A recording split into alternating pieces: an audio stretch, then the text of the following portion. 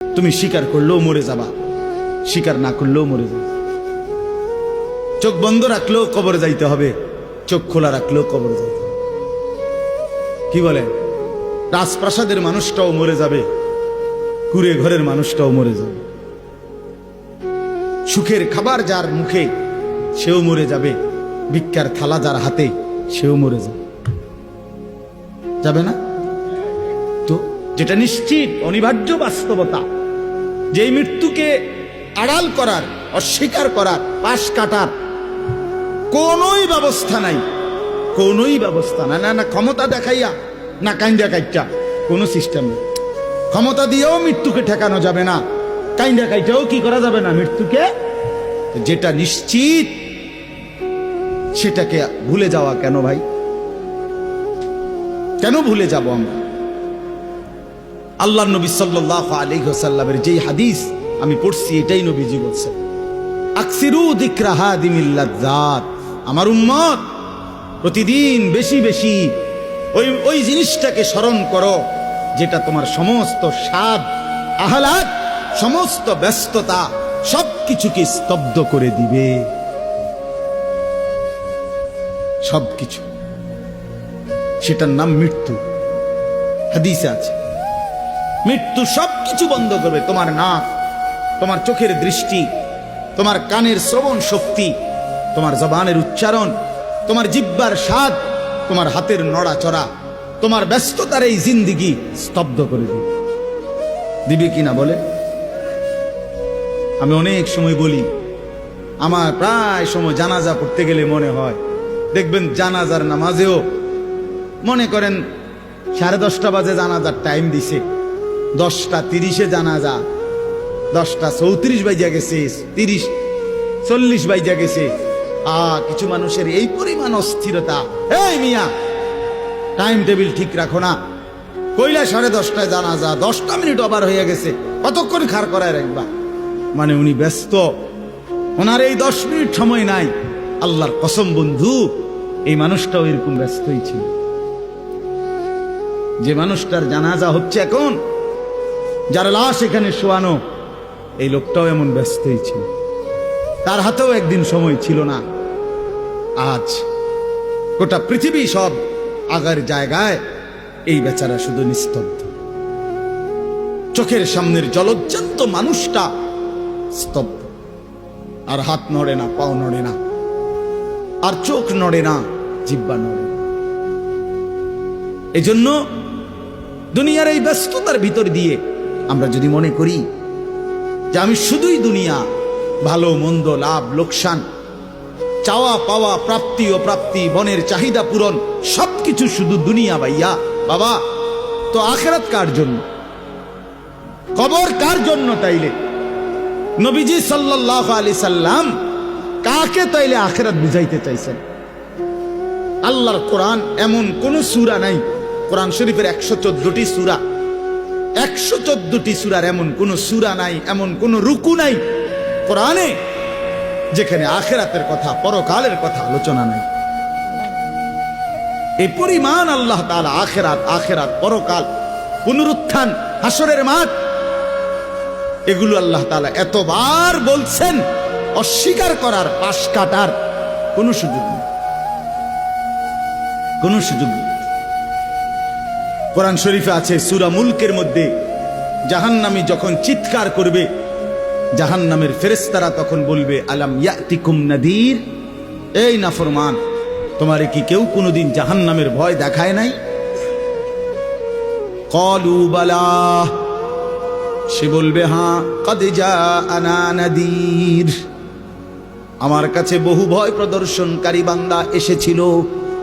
কত ইমাম, কত খতিব, কত আলেম, কত ওয়াইজ, কত বক্তা, কত পীর, কত মাশায়েখ, কত আউলিয়া, কত বুজুর্গ চোখের পানি ফেলে ফেলে বারবার বারবার আমার এই জাহান্নামের কথা বলছিল, কিন্তু ফাকাদ্দাবনা, আমি মিথ্যা মনে করেছি।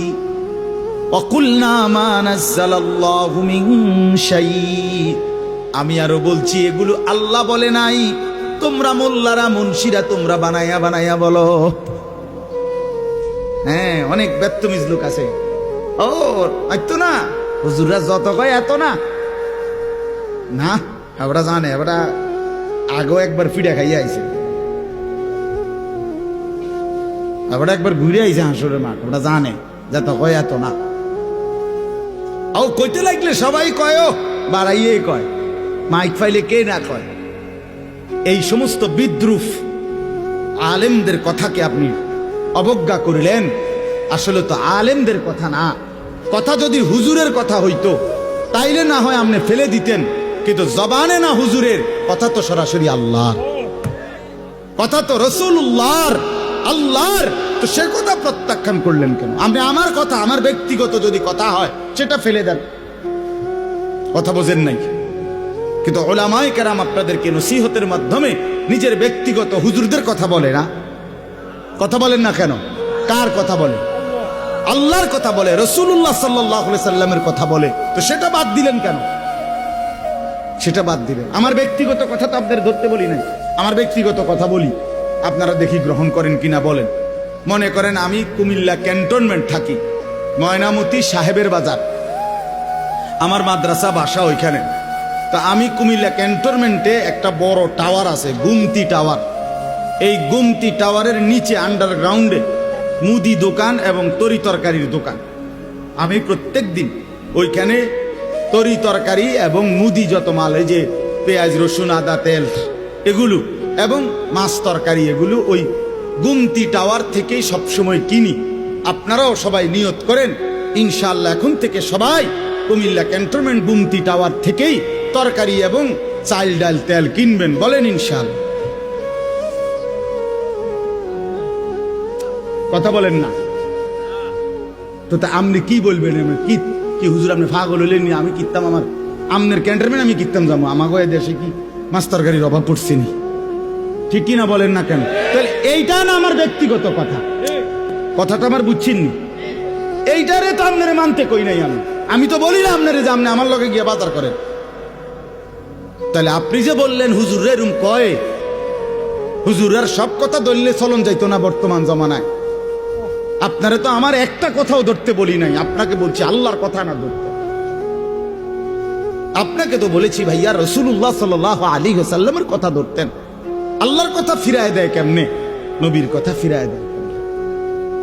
বলেন বাবা, মেহেরবানি করে। এই জন্য বুঝতে শিখেন, বুঝতে শিখেন। তিনটা জিনিস আমাদের মধ্যে লাজেম থাকা চাই। এক হলো তাওহীদ, দুই হলো রিসালাত, তিন হলো আখিরাত। এই তিন জিনিস ভুলে গেলে মুসলমান হয় না। তাওহীদ ভুলে গেলে, অর্থাৎ লা ইলাহা ইল্লাল্লাহ, জীবনের সব ব্যাপারে, সব বিষয়ে যা কিছু হচ্ছে, যা কিছু হচ্ছে, আমার জীবনের এই সারা পৃথিবীর কায়নাতের সমস্ত নড়া চড়া, প্রত্যেকটা বিন্দু বিসর্গ করছেন শুধুই একজন, তিনি আল্লাহ। তিনি কে? লা ইলাহা ইল্লাল্লাহ, আল্লাহ ছাড়া আর কোনো ইলাহ নাই, দেনেওয়ালা আর কেউ নাই, পালনেওয়ালা আর কেউ নাই। এটা তাওহীদ। আর শাজিমের উপর থেকে সাততবক জমিনের নিচ পর্যন্ত যেটা যেমনে যেভাবে আছে সেটা একজনই পরিচালনা করছেন, তিনি আল্লাহ। এ কথা যত দিলের মধ্যে বসাইতে হবে। দুই নাম্বার রিসালাত। রিসালাত মানে হলো মুহাম্মাদুর রাসূলুল্লাহ সাল্লাল্লাহু আলাইহি সাল্লাম, এই কথা গ্রহণ করা। এই কথা আবার গ্রহণ করার কি? এই কথা গ্রহণ করা হইল মুহাম্মদ আল্লাহর রাসূল, আল্লাহ আমার জন্য উনাকে পাঠাইছেন, অতএব আমার জীবনের হাসি কান্না আনন্দ বেদনা, রাত দিন, ঘর সংসার বাজার ব্যবসা, আয় রোজগার, স্ত্রী পুত্র পরিজন, কদম কদম বিন্দু বিন্দু নিঃশ্বাস নিঃশ্বাস আমি অনুসরণ করব একজনকে, তিনি মুহাম্মাদুর রাসূলুল্লাহ সাল্লাল্লাহু আলাইহি ওয়াসাল্লাম। এটারে বলে রিসালাত। এটাকেই বলে নবী সাল্লাল্লাহু আলাইহি সাল্লামকে চেনা, এটাকেই বলে নবী সাল্লাল্লাহু আলাইহি সাল্লামকে ভালোবাসা, এটাকেই বলে নবী সাল্লাল্লাহু আলাইহি সাল্লামকে অনুসরণ করা। আমার ভাইয়া, আল্লাহর দোয়াই আপনি আপনার জায়গাতেই থাকেন, আপনি আপনার তরিকাতেই থাকেন, আপনি আপনার পীরের কাছেই থাকেন, যে যেখানে আছেন থাকেন, কোনো অসুবিধা নাই। শুধু নিজেরে ধোকা দিয়েন না, ধোকা খাইয়েন না, কাউরে ধোকা দিয়েন না। আল্লাহ রসুল বলছে আল মুমিনু লা ইয়াখদাউ ওয়ালা ইউখদাউ। খেয়াল করে শুনেন এই কথাটা। মুমিন, নবীজি বলছে, কোন ইমানদার কাউকে ধোকা দেয় না। খোদার কসম নবী বলছে ইমানদার ধোকা খায়ও না। লা ইয়াখদাউ অর্থ সে ধোকা দেয় না, ওয়ালা ইউখদাউ অর্থ নিজেও ধোকা খায় না। অতএব রাসূলুল্লাহ সাল্লাল্লাহু আলাইহি সাল্লামের সাথে সম্পর্ক, ভালোবাসা, মহব্বতের সবটা 100 অনুসরণের মাধ্যমে, অনুসরণের মাধ্যমে।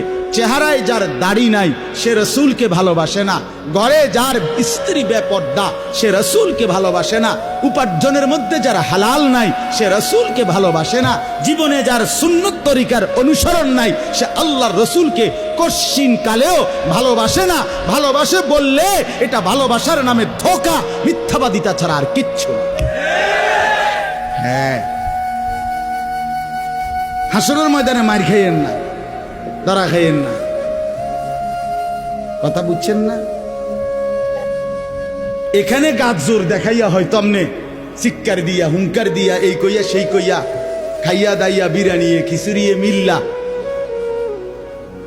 পার হইয়া গেলেন আর কি। কিন্তু কবর আখেরাত এত সুজান। আখেরাত হাসরের মাঠ মামুর বাড়ি না, হাসরের মাঠ নানার বাড়ি না, আমনের সাসার শ্বশুর বাড়ি না। হাসরের মাঠ সেই মাঠ ১৬ লক্ষ আম্বিয়া, আদম থেকে মুহাম্মদ সাল্লাল্লাহু আলাইহি সাল্লাম পর্যন্ত সমস্ত নবী রাসূল যে মাঠের ভয়ে আল্লাহর কাছে দিবানিশি কাঁদছেন, সেই মাঠের নাম হাসরের মাঠ।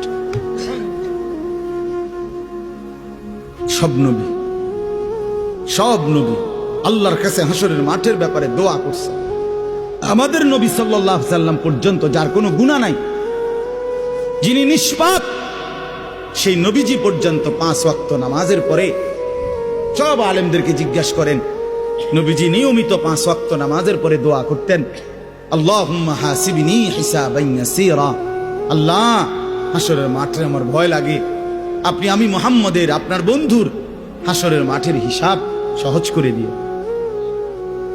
নিজের ব্যাপারে বলছে। এই জন্য বাপ রাগ হইয়েন না। 1 নম্বর তাওহীদ, কলিজার ভিতরে ঈমান মজবুত করতে হবে। 2 নম্বরে রিসালাত, জিন্দেগীর মধ্যে রাসূলুল্লাহ সাল্লাল্লাহু আলাইহি সাল্লামের অনুসরণ নিশ্চিত করতে হবে। কেন মেসওয়াক করেন না? আপনি জানেন নবীজি মেসওয়াক করতেন, এই জন্য করেন না। কেন দস্তরখান বিছায়া খানা খান না? আপনি জানেন, শুনছেন যে নবীজি সাল্লাল্লাহু আলাইহি সাল্লাম দস্তরখান বিছায়া সমান জায়গায় খানা খাইতেন, এই জন্য আপনি ইচ্ছা করে এটা বিছান না। কারণ আপনার কলিজার ভিতরে সিদ্ধান্ত, আমি মুহাম্মদুর রাসূলুল্লাহ সাল্লাল্লাহু আলাইহি সাল্লামের বিরোধিতা করি। কেন আপনি দাড়ি কাটেন? কারণ আপনি শুনছেন নবীজি দাড়ি লম্বা করতে বলছে, এই জন্য আপনি এটা বুঝাইলেন। রাসূলুল্লাহ সাল্লাল্লাহু আলাইহি সাল্লাম আপনি কইছেন, আচ্ছা আমরে দেখাম। আপনি জানেন, হ্যাঁ, আপনার বাম পাও দিয়া ঢুকতে বাথরুমে, টয়লেটে মনে থাকে না। কেন মনে থাকে না? আপনি জানেন না এটা নবীজি বলছে। কথা বলেন না, নাকি ওই কাউমি মাদ্রাসার হুজুররা কইছে? কথা বলেন না। মেসওয়াক এটা রাসূলুল্লাহ সাল্লাল্লাহু আলাইহি সাল্লামের সুন্নত না কওমি আলেমদের সুন্নত? কথা বলেন না আপনারা। তো এটা করেন না কেন? কারে ওহাবি বলেন? কারে গালি দেন? কেন গালি দেন? কি বুঝে গালি দিলেন? কেন বললেন? বলেন, কি অপরাধের কারণে আমি রাসূলের দুশমন হব? কেন? আমি মিসওয়াক করি এই অপরাধের কারণে না? কথা বলেন না কেন? আমি দাড়ি রাখছি দেখে এই অপরাধের কারণে? কোন আমার স্ত্রী পর্দানশীল, আমার মেয়ে পর্দা করে, আমার ঘরে টেলিভিশন নাই, আমার রোজগারের মধ্যে আমি হারাম করার চেষ্টা করি না, তো সব ক্ষেত্রে রাসূলুল্লাহ সাল্লাল্লাহু আলাইহি সাল্লামের সুন্নাতের উপরে চলার চেষ্টা করলাম, তা আমি রাসূলের দুশমন কেন হলাম? আমি বুঝাইলাম, আমি বলতে মানে আপনি যে কোনো একজন আলেমে দ্বীনকে আপনি কেন নবীর দুশমন বলবেন? এত বড় জুলুম কেন করেন? এত বড় কেন জুলুম করেন বাবা? চা দোকানে বসে একজন আলেমের বদনাম করলেন, আপনি আন্দাজ করলেন একজন আলেমের ইলমের কদর কত? আমরা কিতাবে স্পষ্ট পড়ছি সারা পৃথিবীর ইমানদারের সমস্ত বন্দিগি আর আল্লাহর রাস্তায় জিহাদ, এই দুইটার পার্থক্য কদ্দুর। সারা পৃথিবীর ইমানদারের সমস্ত ইবাদাত একটি সমুদ্রের মধ্যে যদি কেউ আঙ্গুল দেয়, আঙ্গুল চুবায়, তো আঙ্গুলের অগ্রভাগে পানি লাগবে যে দূর, এতে করে সমুদ্রের ঢেউ তো বন্ধ হয়ে যাবে, ঠিক না? নৌকা চলা বন্ধ হয়ে যাবে না? সমুদ্র টের পাবে কিছু? কিতাবে স্পষ্ট আছে একজন ইমানদারে সমস্ত মুমিনের সব ইবাদত একত্র করিলে এইটার মর্যাদা হলো আঙ্গুলের অগ্রভাগের পানি। আর আল্লাহর রাস্তার জিহাদ ফি সাবিলিল্লাহ, জীবন দেওয়া, জিহাদ করা, এটা সমুদ্রের বাকি পানি। এরপরে লিখছে যে সমস্ত ইবাদত এবং আল্লাহর রাস্তার যুদ্ধ, এইটাও এবার একসাথ করেন। এই সবটা এবার ইবাদাত এমনকি জিহাদ সবটা একত্র করিলে আঙ্গুলের অগ্রভাগের পানি, খোদার কসম, আল্লাহর কসম, এলেম, কোরআন সুন্নাহর এলেম, এইটা সমুদ্রের বাকি পানি। বিশ্বাস করে এবার বলেন এক আলেমে দ্বীনের কদর করে আপনি কারে টিটকারি করলেন? কারে? ওটা আপনার মসজিদের ইমাম ৬,০০০ টাকা বেতন দেখে আপনার চোখে লাগছে না? বেটার বেতন কম, হ্যাঁ বেটার বেতন কম তো আপনি না কম দিছেন, উনি নি কম নির্ধারণ করছেন, আপনি না তারা মূল্যায়ন করেন না। কথা বলেন না কেন? আমাদের সমস্ত একটা স্পষ্ট কথা খেয়াল করেন, যদি এক সমস্ত মুসলমানের টার্গেট হইতো যে আমি প্রত্যেক বিষয়ে আল্লাহর কোরআন রসুলের সুন্নাত মোতাবেক চলবো, তাইলে এই পৃথিবীতে মসজিদের ইমামের চাইতে ব্যস্ত জিন্দিগি আর কেউ পালন করার কথা ছিল না। কেন? ওই মহল্লার সমস্ত মানুষের ঈমান, ইসলাম, আখিরাতের সমস্ত দিক নির্দেশনা সারাক্ষণ উনাকে দিতে হইতো, তখন উনার কদরও হইতো অনেক, তখন উনার বেতনও হইতো অনেক, উনার হাদিয়াও হইতো অনেক। কিন্তু আমাদের কলিজার ভিতরে আখিরাত লাগে না মনে হইছে, কোরআন তিলাওয়াত লাগে না, রসুলের সুন্নাত লাগে না, মেয়ের বিয়েটার মধ্যে নবীর সুন্নাত কি এটা জানার দরকার নাই, ছেলের বিয়েটার মধ্যে নবীর সুন্নাত কি এটা জানার দরকার নাই। ওই হদ্দার মাতব্বর মিল্লা তারা ঠিক করছে বিয়েটার মধ্যে চেয়ার হইব ২০০, টেবিল হইব মোট ৩০টা, গেট হইব একটা ৭০,০০০ টাকা দামের গেট, হাইয়েস্ট গাড়ি যাব ৬০টা, প্রত্যেকটার মধ্যে বেড়া বেড়ি মিল্লা বইব ১৪ জন, তো ৫টার মধ্যে ৫, ১৪, ৭০ জন। এরপরে দিয়া গেটে দিব ২,০০০, বাজে খরচ হইলো ৩,০০০, এই হইলো ৫,০০০। এগুলো হইলো হিসাব। আর হুজুরে আইয়া কয়ে গেছে রবিবারে মাইয়াগার বিয়া, দুপুরে দুগা ভাত খাইয়ে যাই। বুঝেন নাই? কিন্তু যদি সে জানতো যে রাসূলুল্লাহ সাল্লাল্লাহু আলাইহি সাল্লামের ৪টা মেয়ে নবী বিয়ে দিছেন, আমি সেভাবে রাসূলের মেয়ে যেভাবে বিয়ে দিছেন আমি আমার কন্যাকে সেভাবে বিয়ে দেব, তাইলে তো ইমাম সাহেবের কাছে উনি আগে আসতো, ঠিক কিনা বল? আলেমের কাছে আগে আসতো। কিন্তু ওই যে ওনার তো এটা দরকার নেই। কি আপনার বাড়িতে ৩ দিন ধরে ডেক সেট বাজে, হ্যাঁ হুজুর আসলে কিতা করবো, শরম দিয়ে না, ফুলাইনে আউশ করছে, ফুলাইনে শখ করছে। হায় রে আল্লাহ, হায় মুসলমান, এইভাবে রাসূলুল্লাহ সাল্লাল্লাহু আলাইহি সাল্লামের হুকুমকে, সুন্নাতকে গলা টিপে হত্যা করলেন। নবীজি নিজে বলছে না, আপনারা কতবার শুনছেন, নবীজি বলছে বিয়ে আমি রাসূলের সুন্নাত, বলছি কিনা বলেন? আবার বলেন বলছি কিনা? তাহলে যার সুন্নাত তার মতো হইতে হবে না? তো রাসূলুল্লাহ সাল্লাল্লাহু আলাইহি সাল্লামের সুন্নাত বিয়ে, তো বিয়ে নবীজি সাল্লাল্লাহু আলাইহি সাল্লাম বিয়ের মধ্যে গায়ে হলুদ, ডেক সেট, এই লম্বা গেট আর গাড়ির মধ্যে ফুল, এই সব।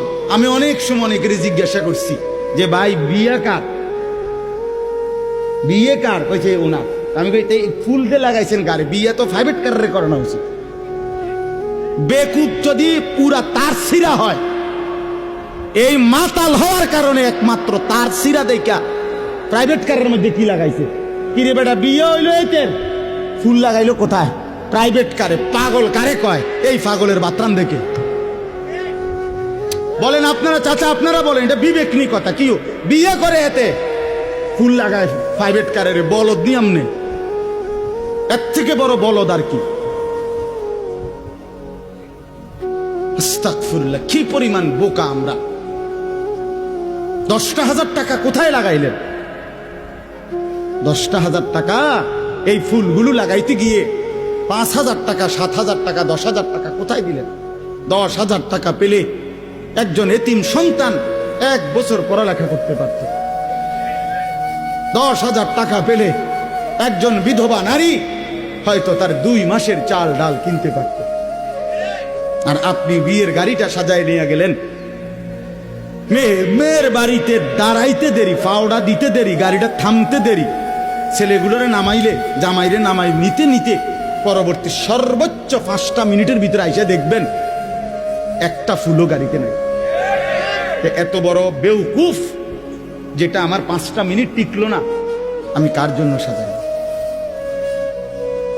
কার জন্য সাজাই? এই জন্য বাবা 1 নাম্বার বললাম আল্লাহর প্রতি তাওহীদ, আর 2 নাম্বার হলো পুরা জিন্দেগি রাসূলুল্লাহ সাল্লাল্লাহু আলাইহি সাল্লামকে অনুসরণ করা। 3 নাম্বার হলো আখিরাত। সবকিছুর ক্ষেত্রে ফিকির করবেন। আপনি আমি সবাই মৃত্যুর মাধ্যমে আখিরাতের দিকে যেতে হবে। কিসের দিকে? হ্যাঁ, মৃত্যু মানে শেষ না, মৃত্যু মানে সমাপ্তি না, মৃত্যু মানে শেষ না বাবা। মৃত্যু মানে আখিরাত, পরকালের জিন্দেগি, পরবর্তী অধ্যায়, নতুন অধ্যায়ের শুরু, নতুন অধ্যায়ের শুরু। এই জন্য আখিরাতকে ভুললে জীবনের কোনো অর্থ থাকে না। আখিরাতকে ভুললে মানুষ আর মানুষ থাকে না। বিশ্বাস করেন, পরকালের অনুভূতি যার নাই, কবরের অনুভূতি যার নাই, হাসরের ময়দানের বিবেক যার নাই, আল্লাহর কসম ওই ব্যক্তির জীবনের কোনো নিয়ন্ত্রণ নাই। সে যা ইচ্ছা তাই করে, জন্তু জানোয়ার যা করে। সমস্ত মানুষ যারা অপরাধ থেকে বেঁচে থাকে এবং পুণ্য কর্ম উত্তম কাজে লেগে থাকে, তার একটা মূল ফিকির তার কলিজার ভিতরে এটা আছে, আমি গুনাহ থেকে বাঁচতে হবে, আমি নেক কাজ করতে হবে। কেন? আমাকে আখিরাতে যেতে হবে। কথা বলেন না কেন? যে গুনাহ থেকে বাঁচে, কেন বাঁচে? আখিরাত আছে। যে নেক কাজ করে, কেন করে? আখিরাত, আখিরাত আছে, আখিরাত আছে। এই জন্য এই 3 জিনিস শেখা দরকার, কলিজার মধ্যে আনা দরকার। তাওহীদ, রিসালাত, আখিরাত। বলেন কি? তাওহীদ মানে লা ইলাহা ইল্লাল্লাহ, বলেন। রিসালাত মানে মুহাম্মাদুর রাসূলুল্লাহ, আর আখিরাত মানে পরকাল। এখন আসেন শেষ অংশে। আখিরাতের এই পুরা আখিরাতের পরকালের জিন্দেগিটার উদ্বোধন, শুরু মৃত্যু। মৃত্যুর মাধ্যমেই শুরু হয়। এই আমি শুধু যে আয়াতটুকু পড়ছি আপনাদেরকে শুধু তর্জমা শুনাই। আল্লাহ তাআলা বলেন, দুনিয়ার জীবনে, এই অল্প একটু, আর দুনিয়ার জীবনে যেই মানুষটা আল্লাহর নাফরমানি, অবাধ্যতা, রাসূলের বিরোধিতা, কোরআন সুন্নাহর বিরোধিতা, আল্লাহর হুকুমের বিরোধিতা করে কাফের, মুশরিক, বেঈমান, নাফরমান, পাপী হয়ে জিন্দেগিটা কাটাইছে, আল্লাহ তাআলা বলেন তার আখিরাত যে কঠিন হবে এটার প্রথম প্রমাণ হলো তার মৃত্যুর মুখে গিয়া আজরাইল মালাকুল মউত যখন আসবে, আল্লাহর কসম আল্লাহ বলেন তার মৃত্যুর যন্ত্রণাটা হবে অত্যন্ত ভয়ানক। এটা দিয়েই শুরু হবে। সে মালাকুল মউত আজরাইলকে দেখেই আর তার রুহু কবচ দেখেই সে বুঝে ফেলবে তার পরবর্তী স্টেজ বড় বিপজ্জনক, তার সামনের জিন্দেগি বড় বিপজ্জনক। আল্লাহ তাআলা বলেন সমস্ত নাফরমান ব্যক্তির জান কবজের মুহূর্তটা খুব বেশি যন্ত্রণাদায়ক, খুব বেশি যন্ত্রণাদায়ক, খুব বেশি। এই যন্ত্রণার সিস্টেম হইল, নবীজি বলছেন প্রত্যেক নাফরমান পাপী, হাদিসের মধ্যে আছে নেককার ব্যক্তি, ফেরেশতা আজরাইল অত্যন্ত সুন্দর আকৃতিতে নেককার ব্যক্তির কাছে আইসা তার রুহু কবজের সময় বলবে, হে পবিত্র আত্মা, আল্লাহর সন্তুষ্টি নিয়ে তুমি বের হয়ে আসো। আল্লাহ রাসূল সাল্লাল্লাহু আলাইহি সাল্লাম বলেন, কোন পাত্র থেকে পানি যেভাবে ঢেলে দেয়, এইটা যেরকম আরামসে পড়ে যায়, বের হয়, আল্লাহর কসম নবীজি বলেন নেককার ব্যক্তির রূহটা মালাকুল মউত আজরাইলের হাতে এরকম আরামসে চলে আসে। আর আল্লাহ নবী সাল্লাল্লাহু আলাইহি সাল্লাম বলেন কোন নাফরমান পাপী এক নম্বরে তার মৃত্যুর সময় প্রথম হইল ফেরেশতা মালাকুল মউত আজরাইল অত্যন্ত নিকৃষ্ট বিভৎস কুৎসিত চেহারা নিয়ে তার সামনে দাঁড়াবে।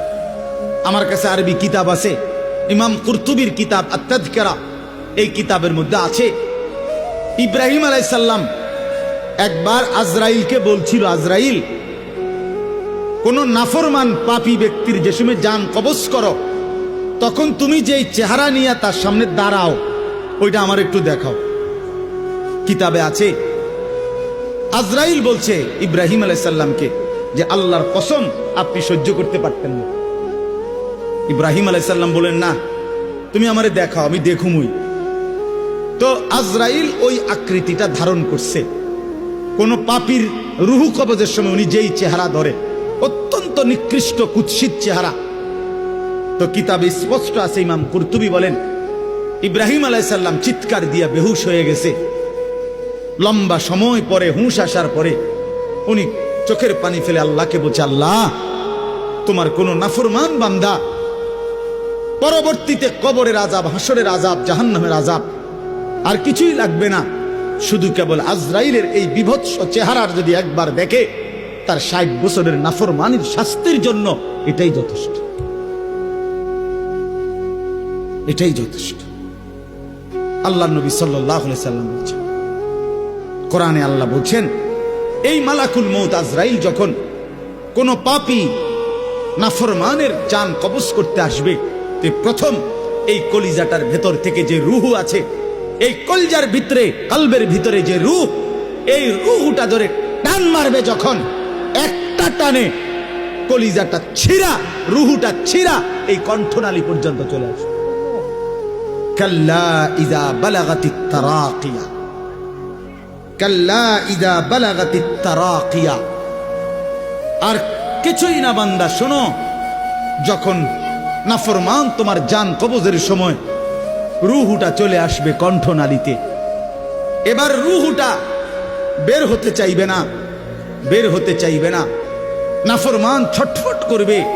আর ফেরেশতা আজরাইল, ফেরেশতা ছিঁড়া বিরা কোন জিনিসকে, কোন ধারালো লোহা, শিক, এটা যদি আগুনের মধ্যে, আপনার আগুনে পুরানো জিনিসের মধ্যে টান দেয় তাইলে যেরকম ছিঁড়া ভিড়া আসে, আল্লাহর কসম আল্লাহ রাসূল বলছে আজরাইল যখন রূহু ধরে আবার টান মারবে তো সমস্ত দর শরীর ছিন্ন ভিন্ন করে এই রূহু বের করে আনবে।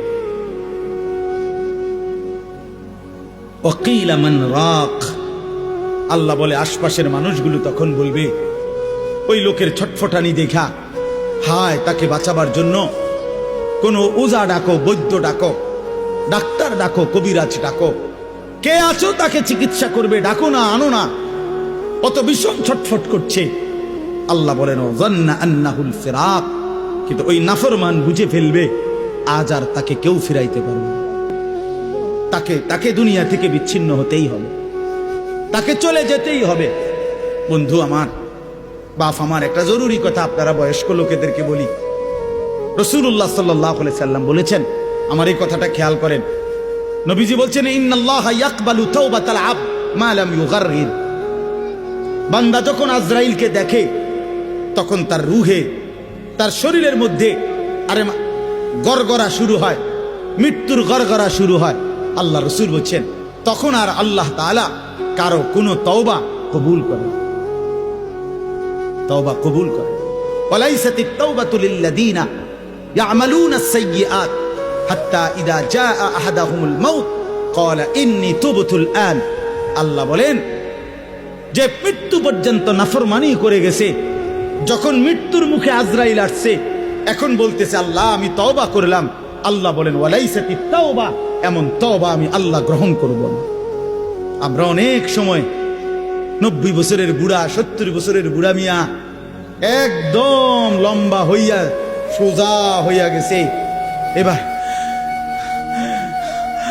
দম টাইনতে আছে লম্বা কইরা, এই সময়ে গিয়া 200 টাকা হাদিয়া দিয়া হুজুর রে আনছে, হুজুর তোবাটা ফরাইয়া দেন, আব্বারে ব্যস্তটা বুঝ করে দেন, ধরেন এই 200 টাকা।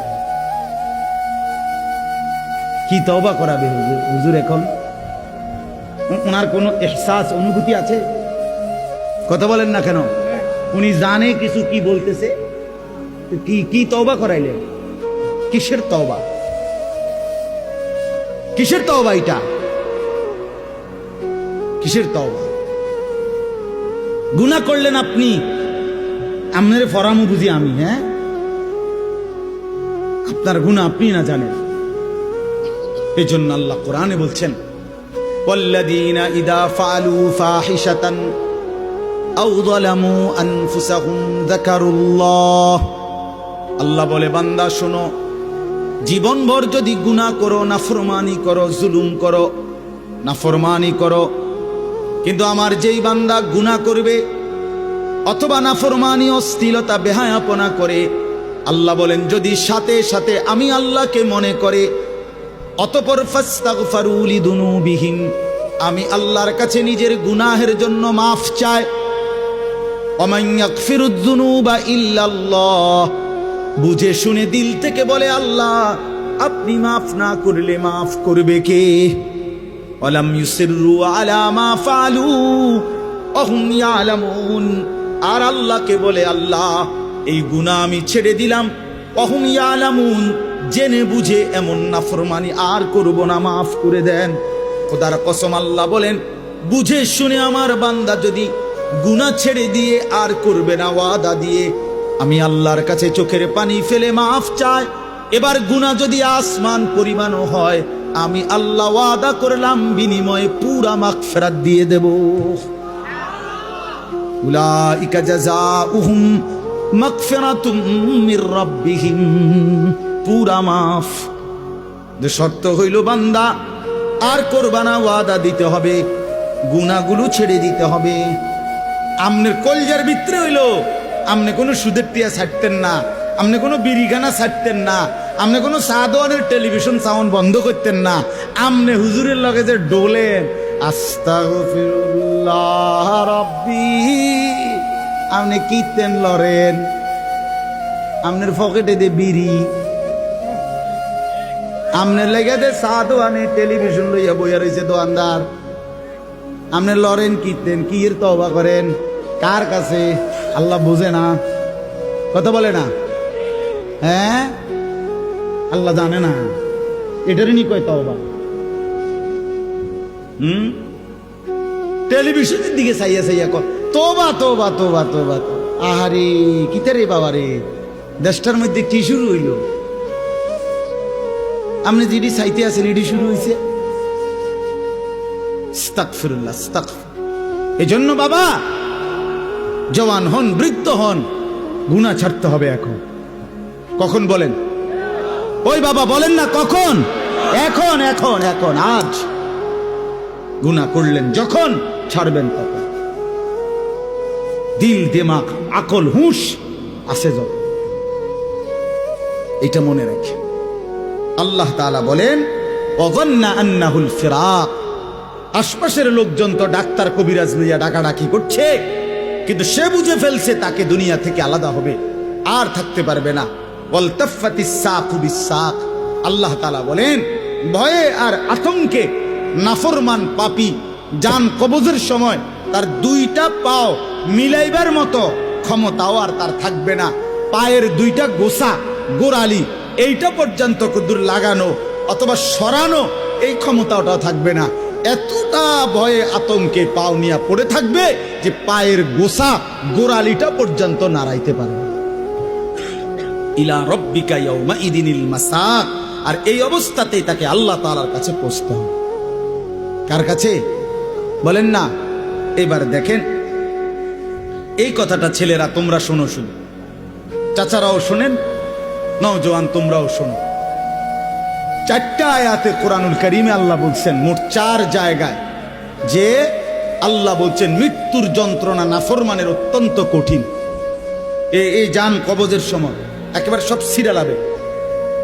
তো এইটা আল্লাহ বলছেন মৃত্যুর যন্ত্রণা সবচেয়ে বেশি কঠিন, যে মৃত্যুর রুহু কবজের এটা কার হবে, কার জান কবজের সময় যন্ত্রণা হবে কঠিন।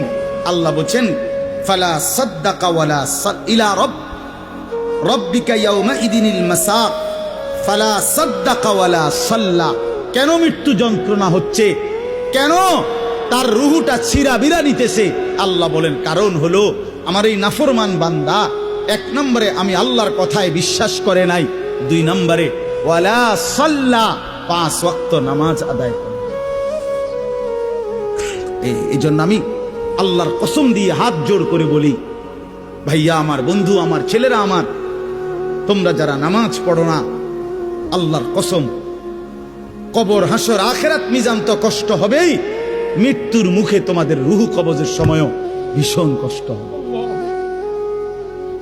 কষ্ট পাইবা, খুব বেশি দিন না। ফালা সাদ্দাকা ওয়ালা সাল্লা ওয়ালাকিন কাযাবা ওয়া তাওয়াল্লা। আল্লাহ বলেন বরং সে আমার কথা মিথ্যা মনে করেছে, আর আমি আল্লাহর হুকুম থেকে মুখ ফিরাই নিছি। আমি ডাকি এদিকে, সে যায় ওইদিকে। আজান হয় মসজিদে, নাফরমান যায় বাজারে। মসজিদে জামাত চলে, নাফরমান চা দোকানে বসে বসে গপ মারে। হ্যাঁ, ওয়ালাকিন কাযাবা ওয়া তাওয়াল্লা।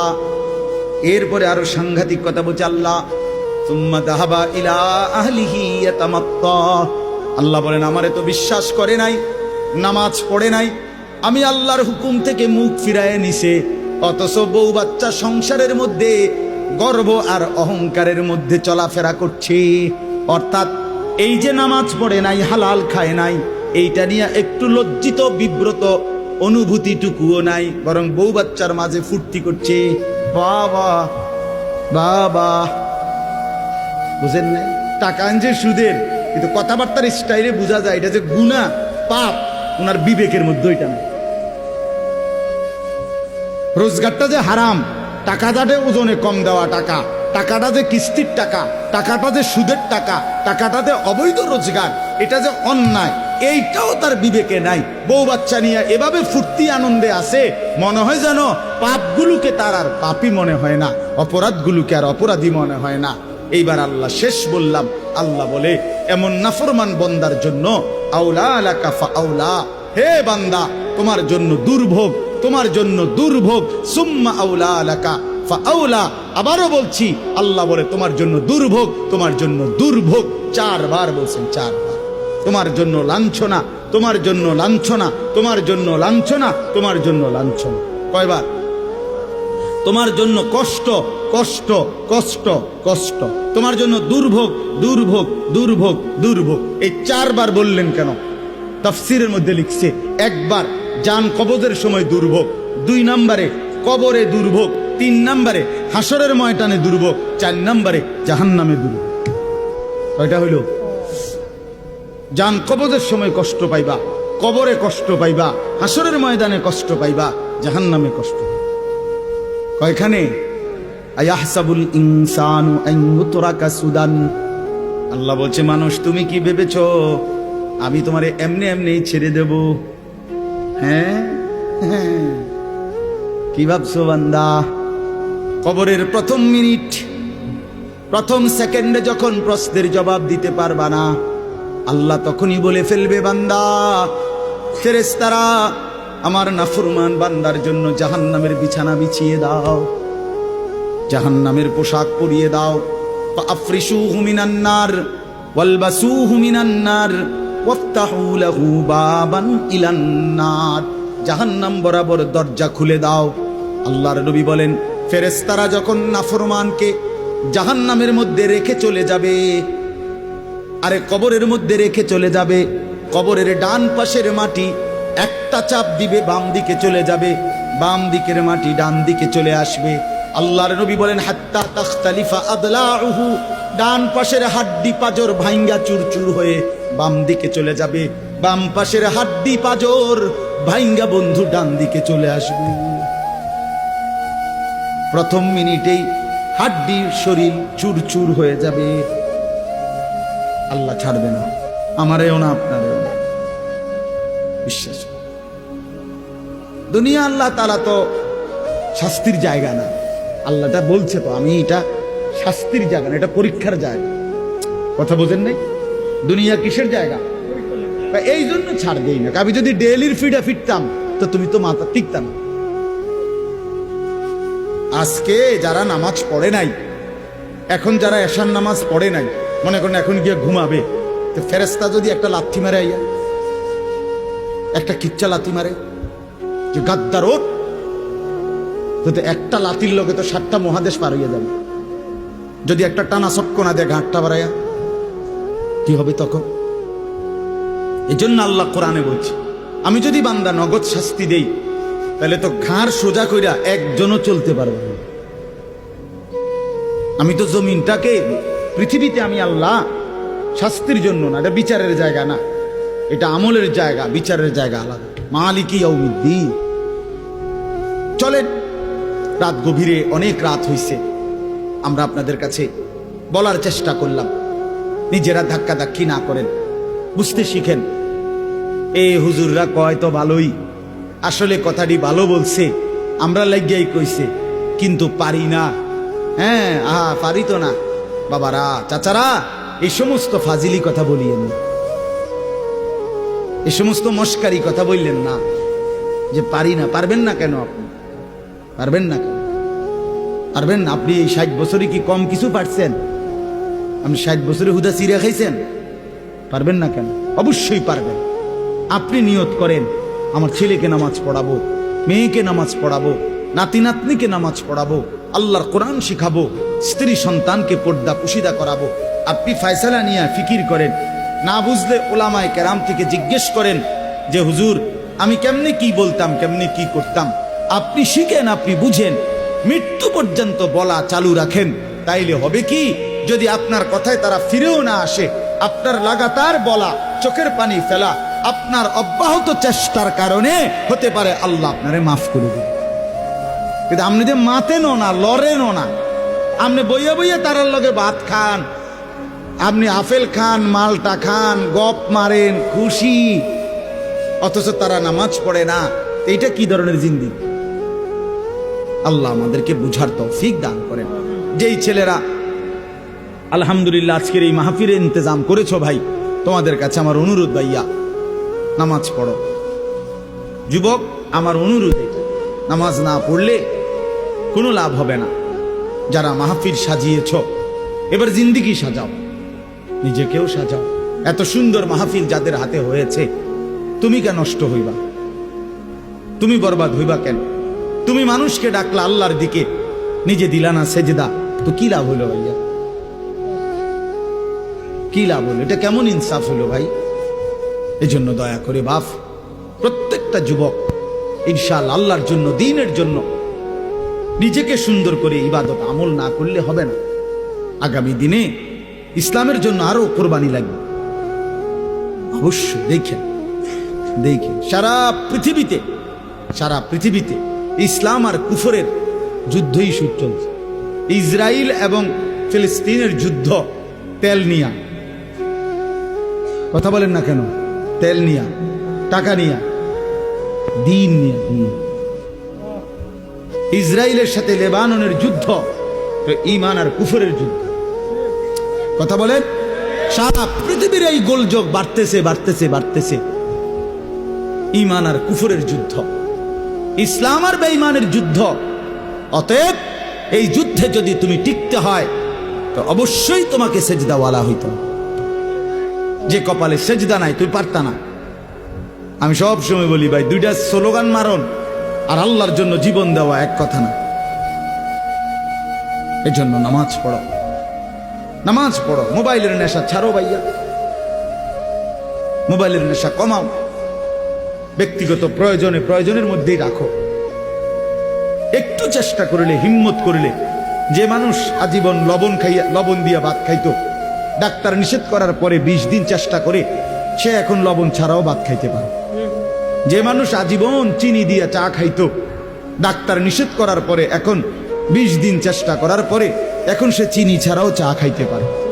যে মানুষ সব সময় মিষ্টি খাইতে পছন্দ করত, এখন ডাক্তার ডায়াবেটিস বলার কারণে মিষ্টি খাওয়া ছেড়ে দিতে বলাতে সে এখন পরবর্তী 10 বছর 15 বছর মিষ্টি ছাড়াও জিন্দিগি চালাইতে পারে। যে মানুষ বহুদিন বিড়ি সিগারেট খাইতো, কোনো আলেমে দ্বীনের কথা শুই না, হয়তো ছেড়ে দিছে, কিছুদিন কষ্ট হয়েছে, 20 দিন 50 দিন 1 মাস, কিন্তু এরপরে ঠিকই তার কাছে এটা সহজ হয়ে গেছে। তো ঠিক তেমনি ভাবে ইনশাআল্লাহ হিম্মত করিলে তুমিও গুনাহ থেকে বাইচা পাক্কা নামাজি হওয়ার যদি হিম্মত করো তো তুমিও পারবা, ইনশাআল্লাহ পারবা। দুনিয়ার এই শরীর বাঁচাইবার জন্য যদি কত কিছু ডাক্তারের কথা মতো বিরত থাকা যায়, তো আখেরাতে জাহান্নামের আযাব থেকে বাঁচার জন্য, কবরের আযাব থেকে বাঁচার জন্য, মৃত্যুর যন্ত্রণা থেকে বাঁচার জন্য গুনাহ তো ছেড়ে দেওয়া উচিত। আল্লাহ আমাদেরকে তৌফিক দেন, কবুল করেন। আল্লাহ তাআলা আজকের এই সুন্দর মাহফিলের মধ্যে বরকত দান করেন। অনেক ওলামায়ে কেরাম আসছেন, আল্লাহ আপনাদেরকে হায়াতে তৈয়বা আফিয়া দান করেন। চাচারা, বাবারা, মুরব্বীরা, বয়স্করা, আল্লাহ তাআলা আপনাদেরকেও আরো বেশি নেক আমলের তৌফিক দেন। আমার অনেক চাচা এখানে, চাচারা আমার হাত জোর করে অনুরোধ, আমি আপনাদের কাছে অনুরোধ করছি, আপনারা বিড়ি সিগারেট খাইয়েন না। আমার এটা অনুরোধ। রাসূলুল্লাহ সাল্লাল্লাহু আলাইহি ওয়াসাল্লাম বলছেন, এটা হাদিস, তাহহিরু আফওয়াহাকুম, তোমরা তোমাদের মুখ পবিত্র রাখো। বিশ্বাস করো, নবী সাল্লাল্লাহু আলাইহি ওয়াসাল্লাম জীবনে কোনোদিন কাঁচা পেঁয়াজ রসুনের গন্ধটাও পছন্দ করতেন না, কষ্ট হইতো নবীর। আপনি এই দুর্গন্ধওয়ালা মুখ নিয়া কেমনে সুপারিশের জন্য দাঁড়াইবেন? হাউজে কাউসারের পানির জন্য কেমনে দাঁড়াইবেন? নবী যদি জিজ্ঞেস করে, উম্মত মৃত্যুর দিন পর্যন্ত, শেষ পর্যন্ত বিড়ি সিগারেট আগুনের মধ্যেই ছিল, তখন বলে, এই জন্য অনুরোধ করলাম, বিড়ি সিগারেটের বদভ্যাস ছেড়ে দেন, চা দোকানের আড্ডা ছেড়ে দেন, টেলিভিশনে নাচ গান দেখা ছেড়ে দেন।